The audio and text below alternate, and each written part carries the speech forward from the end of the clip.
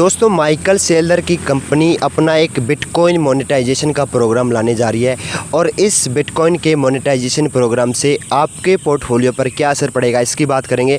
क्योंकि अब चर्चा इतनी तेज़ हो चुकी है, जब माइकल सेलर ने केवल चंद यहाँ पर 32 बिटकॉइन की सेलिंग की थी तब क्रिप्टो मार्केट में हाहाकार मच गया था। लेकिन इस वक्त जब $1 बिलियन से ज़्यादा की सेलिंग माइकल सेलर के द्वारा होगी तब क्या बिटकॉइन का बॉटम $40,000 की तरफ आएगा, क्योंकि एक्सपर्ट तो इसी की बात कर रहे हैं। और भी काफ़ी सारी बड़ी ब्रेकिंग न्यूज़ आ रही है, उन पर डिस्कस करेंगे। लेकिन अभी तक अगर आपने इस वीडियो को एक छोटा सा लाइक नहीं किया तो लाइक कर दो, चैनल पर नए तो सब्सक्राइब कर दो, क्योंकि फ्रेश क्रिप्टो अपडेट्स आपको क्रिप्टो एक्सचेंज चैनल पर देखने को मिलती है।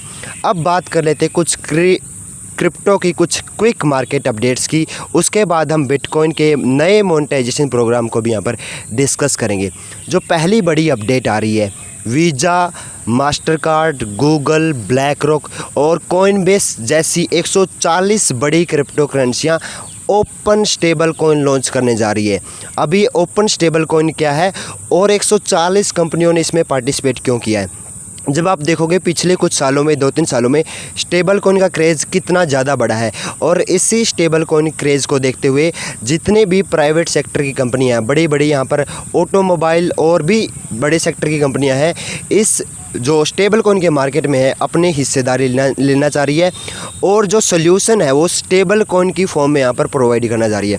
अब मैं आपको एग्जांपल देता हूँ, जैसे यूट्यूबर्स को यहाँ पर पेमेंट जो है डॉलर में मिलती है, लेकिन उसको प्रोसेस होने में काफ़ी लंबा टाइम मिलता है। यूएस के बैंक से इंडिया के बैंक में आती है, फिर हमारे को मिलती है।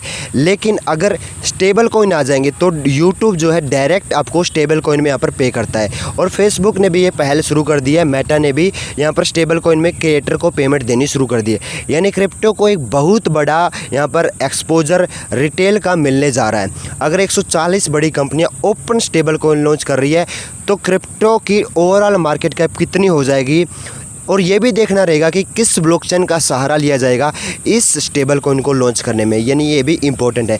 ये एक अपडेट थी, अच्छी अपडेट है, लेकिन मार्केट रिएक्ट नहीं कर रहा क्योंकि कुछ नेगेटिव न्यूज़ भी आ रहे हैं। और जो मेरे रेगुलर सब्सक्राइबर हैं वो अभी की सिचुएशन को यहाँ पर समझ भी पा रहे होंगे। लेकिन जो खतरे की घंटी मैंने आपको बताई थी 1 जुलाई को, आज आखिरी तारीख है और केवल 244 कंपनियां ही यूरोप के 27 देशों में यहाँ पर रेगुलेशन ले पा रही है। यानी 1000 से ज़्यादा कंपनियां यूरोप में चलती थी क्रिप्टो की, बड़े बड़े एक्सचेंज, नामी एक्सचेंज। बाइनेंस को भी यहाँ पर जो लाइसेंस है यूरोपियन यूनियन का, MiCA market and crypto asset, वो नहीं मिल पाया और इससे बाइनेंस के यूज़र अफेक्ट हुए। और जब मैं सुबह सुबह उठा था तब जो क्रिप्टो का यानी बिटकॉइन का बॉटम आपको 58,000 से नीचे यहाँ पर देखने को मिल रहा था, क्योंकि मार्केट में एक पैनिक क्रिएट हुआ, काफ़ी सारी चीज़ें हुई। लेकिन अब बात ये है, मैं बिटकॉइन के मोनेटाइजेशन प्रोग्राम को डिस्कस करूँगा, लेकिन मैं एक चीज़ और आपके साथ डिस्कस करना चाह रहा हूँ। काफ़ी लोग मेरे से कमेंट में पूछ रहे थे कि भाई साहब क्लैरिटी एक्ट कब आएगा। क्लैरिटी एक्ट को लेकर कुछ अपडेट है कि, क्योंकि पिछले महीने आप बोल रहे थे कि 4 जुलाई के आसपास आ जाएगा। देखो ऐसा है कि जो वाइट हाउस यानी ट्रंप के एक आर्थिक सलाहकार हैं, उन्होंने ये बोला था कि 4 जुलाई को हम ट्रंप की टेबल पर इसको साइन कराएंगे। लेकिन यार 4 जुलाई तो छोड़ो, अभी तक तो आपको यहाँ पर डेमोक्रेट्स और रिपब्लिकन ने अपर हाउस में यहाँ पर वोटिंग भी नहीं की, यानी राज्यसभा में क्लैरिटी एक्ट अभी तक लाया भी नहीं गया है। और उसको लाने की बात 17 जुलाई को की गई है, उस पर डिस्कशन की बात की गई है। डिस्कशन तो होगा, लेकिन यहाँ पर जो स्पीकर हैं वहाँ के, वो स्पीकर यहाँ पर जो वोटिंग के लिए परमिशन देंगे या नहीं देंगे उस पर भी डिपेंड करता है। क्योंकि अगस्त में यहाँ पर सांसदों की, विधायकों की छुट्टी हो जाएगी, उसके बाद आपको अगस्त के बाद ही मौका मिलेगा। लेकिन कुछ अनुमान है, पॉली मार्केट और भी बड़े बड़े जो क्रिप्टो प्रेडिक्टिंग प्लेटफॉर्म है वो ये बोल रहे हैं कि इस साल क्लैरिटी एक्ट आने की संभावना 40% से भी कम हो गई है। यानी आप अनुमान लगा सकते हो कि जो क्लैरिटी एक्ट आने की संभावना इस साल 80% से भी ज़्यादा थी, वो अब और गिरती हुई हमें नज़र आ रही है। अब बात कर लेते हैं हम क्रिप्टो के मोनेटाइजेशन प्रोग्राम की, जिसकी शुरुआत यहाँ पर माइकल सेलर ने की है। माइकल सेलर एक जाना माना नाम है। माइक्रो स्ट्रेटजी जो उनकी स्टॉक मार्केट पर लिस्टिंग कंपनी है। अभी होने क्या जा रहा है, आपने देखा होगा पीछे से माइकल सेलर ने यहाँ पर 32 बिटकॉइन की सेलिंग की थी, लेकिन इस बार वो इतना बड़ा खेल करने जा रहे हैं जिससे क्रिप्टो मार्केट में एक बड़ा क्रैश भी आ सकता है। क्योंकि वो माइकल सेलर जो बोलता था कि अपनी किडनी बेच दो लेकिन बिटकॉइन मत बेचो, वही माइकल सेलर $1.5 बिलियन से ज़्यादा के भी यहाँ पर बिटकॉइन सेलिंग की बात कर रहा है। और उसके लिए उन्होंने अपने कैश रिजर्व को भी बढ़ा दिया है। क्योंकि जब आप देखोगे पिछले संडे जो हर संडे को, हर रविवार को कुछ ना कुछ वो बिटकॉइन की बाइंग करते थे, लेकिन इस बार उन्होंने 0 बिटकॉइन खरीदे, एक भी बिटकॉइन की बाइंग नहीं की है। और इसके साथ साथ वो यहाँ पर अपने जो शेयर्स हैं कंपनी के MSTR, उसके भी यहाँ पर सेलिंग करने की बात कर रहे हैं। कैश रिजर्व को बढ़ाएंगे और अपनी जो कंपनी का स्टॉक है वो गिरा हुआ है उसको सुरक्षित करने की यहाँ पर बात करने को कह रहे हैं। यानी अगर माइकल सेलर $1 बिलियन से ज़्यादा की सेलिंग करते हैं तो क्रिप्टो मार्केट पर एक्सट्रीम प्रेशर होगा। जून के महीने में ही $4 बिलियन से ज़्यादा के ETF आउटफ्लो गए हैं बिटकॉइन के। तो समझ सकते हो मार्केट पर कितना ज़्यादा प्रेशर है। और जब क्लैरिटी एक्ट आने की संभावना भी कम हो जाती है तब क्रिप्टो मार्केट पर यहाँ पर कहीं ना कहीं और दबाव भी पड़ता हुआ दिखाई दे सकता है।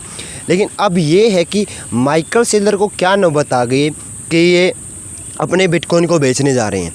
तो माइकल सेलर को दिक्कत ये आ गई कि माइकल सेलर की जो कंपनी है माइक्रो स्ट्रेटजी, जिसको अब हम स्ट्रेटजी के नाम से भी जानते हैं, ये कंपनी ना एक्चुअल में एक सॉफ्टवेयर कंपनी है।